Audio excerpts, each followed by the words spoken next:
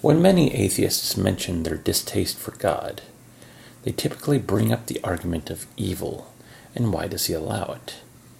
To this, I typically like to bring up the concept of parenting. Let me say you decide to have some children with your partner. You want to move away from the city. You turn off the television and set to cancel your internet subscription and keep them in a nice bubble.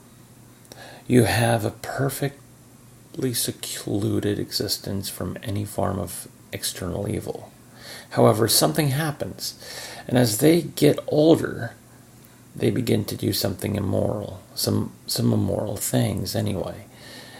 And they may move away and get into drugs and violence, and you are completely dumbfounded, and you feel as though you have failed them. A rational materialist would easily say that this event was due to the fact that your children are rebelling to their confining nature, and that you're secluding which you are secluding them in. Well, then, what if you had one child who follows the rules to a T, and the others that choose otherwise?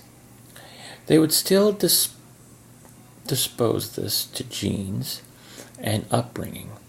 However, no matter how much you try, you cannot predict humanity.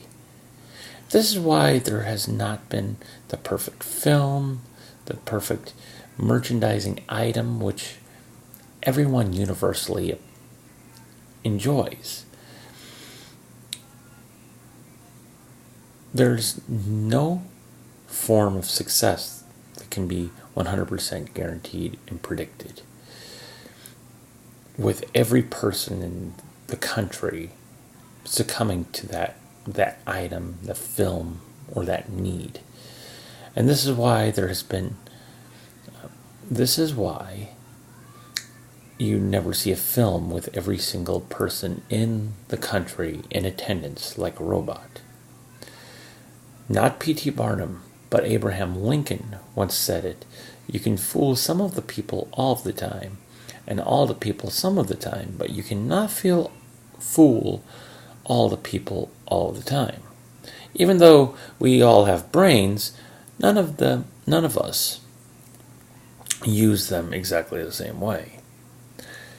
There may be nature versus nurture, but there's also the Heisenberg uncertainty principle, which says that there is a mathematical inequality to particles, and even this can apply to humanity. Your children will never do exactly as you wish.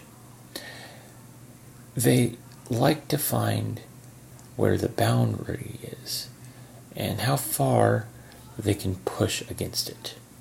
However, this isn't every child. Some observe the boundary and the warning and maintain a distance from said boundary. Others are more strong-willed and continue to push against the boundary throughout adulthood.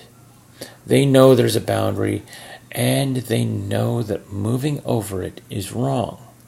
And this is why murderers hide their victims and their actions. They don't fully advertise their actions because they know that they're doing something wrong. So this goes back to Christianity. Why is there evil in the world? Well, this goes back to Christianity and God in general. Well, I believe an answer can be found in the beginning of the Bible. The humans eat from the tree of knowledge of good and evil, and as soon as they did, they knew that they were naked. And so, what did the apple do to them? It gave the humans morality. And morality is the boundary between good and evil within society, and why most humans don't go on a killing spree on a daily basis.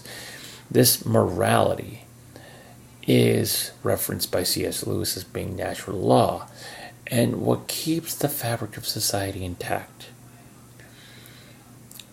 God is the pure fabric of morality. God gives us morality But he doesn't emancipate us from evil, because just as a parent knows they cannot control every bit of their children's actions, same goes for God's relationship with humanity.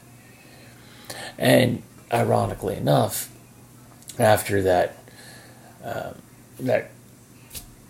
apple is eaten, and after the understanding of the boundaries of good and evil have been set, there comes the story of Cain and Abel. And Cain, who killed Abel, he tried everything in his power to admit that, or deny what he did was right, what he was doing was wrong. The same thing is what most murderers do, and they try to hide their actions. They deny it. But they know. They're hiding it. They know what they're doing. God gives us morality, but he doesn't emancipate us from evil, like I was saying. When we acknowledge morality, we form a relationship with God. And even atheists have a relationship with morality. And if they were truly as godless as they believe, they would be living out pure nihilism, as Jordan Peterson has pointed out in many occasions. But these individuals don't, because they have a fear. A fear of what? Well, that's a good question. Carl Jung mentions the shadow, which is deep within us. The shadow is the acknowledgement that we all have the ability to be just as evil as Hitler, and as soon as you understand that, you understand him, and you overcome that you can understand what it means to be good.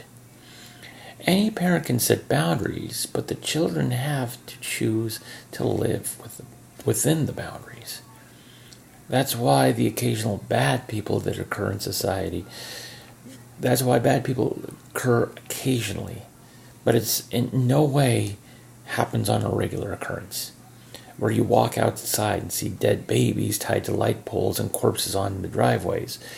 Even though there's a lot of bad, there's a whole lot of good.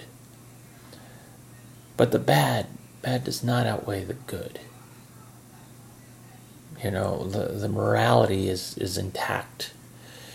This is because every day you choose your actions. And many think we have no free will. Maybe it's true. And if that's true, maybe it's God's will for the evil to exist, so we can appreciate the good that much more. However, I'm not a determinist, and I know that we have a choice.